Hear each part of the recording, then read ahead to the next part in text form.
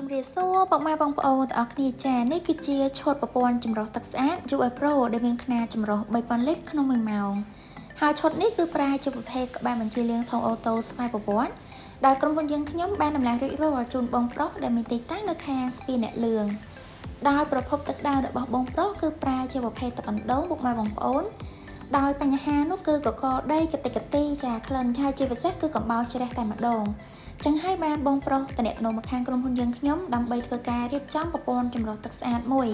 ដែលមានស្តង់ដារហើយនិងគុណភាពខ្ពស់ដើម្បីបំពេញតម្រូវការក្នុងការប្រើប្រាស់របស់បងប្រុសដើម្បីចាយកទឹកស្អាតនោះយកទៅធ្វើការលាងរថយន្តផងដែរពុកម៉ែបងប្អូនចឹងបើសិនជាពុកម៉ែបងប្អូនបច្ចុប្បន្ននេះដែលកំពុងតែប្រើប្រាស់ទឹកមិនស្អាតមិនថាជាប្រភេទទឹកស្រះទឹកកណ្ដូងដែលមានបញ្ហាដូចដែរនៅខ្ញុំបានរៀបរាប់ខាងលើនេះពុកម៉ែបងប្អូនអាចជើញសាកសួរព័ត៌មានបន្ថែមជាមួយខាងក្រុមហ៊ុនយើងខ្ញុំបានចាសូមអរគុណ